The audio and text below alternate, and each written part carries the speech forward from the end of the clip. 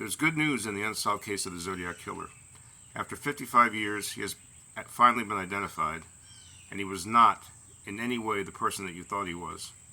The Zodiac Killer attacked 7 people, 3 couples, and 1 lone cab driver between December 20th, 1968 and October 11th, 1969.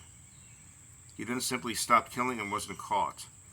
But what he's probably remembered best for today is the 20 or so taunting letters that he sent to the press in which he boasted about his crimes, mocked the police for failing to catch him, threatened to blow up school children with a bus bomb, and generally terrorized the people of the Bay Area.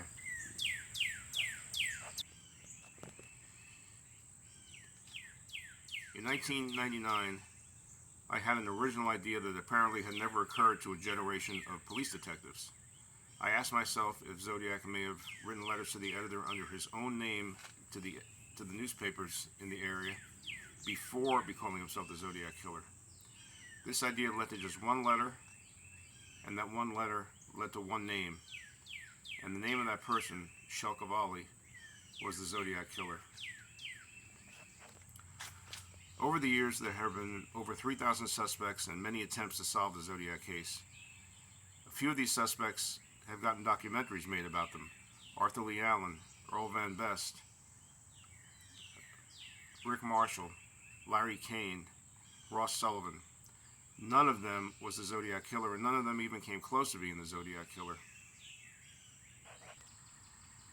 The problem with the case now is that there have been so many documentaries made about these non-starter suspects that now that the actual Zodiac Killer has been identified, it is my understanding that there's no room for a documentary about the person who actually committed the crimes.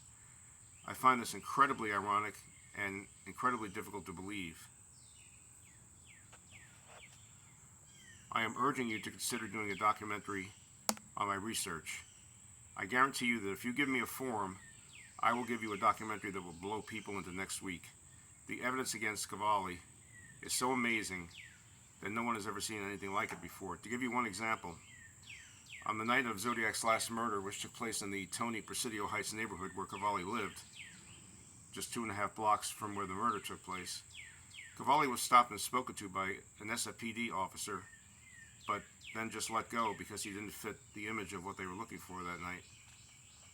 After all, a cab driver had been robbed of $8, and you would not be detaining a multimillionaire in that type of case, because what would Cavalli do with $8? At the time of the murder, however, they did not realize that they were looking for the Zodiac Killer. That fact was only made apparent to them a few days later on October 13th, 1969, when Zodiac wrote a letter claiming credit for the cab driver murder. Cavalli is therefore the only person who ever became a suspect in the case who was stopped and spoken to by the police after any of the Zodiac murders.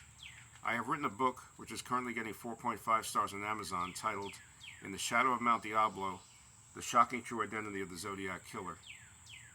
In it is all of the evidence I have accrued since 1999 against Cavalli, except for 2 items that I developed after the book came out, and which I'd have to discuss with you individually.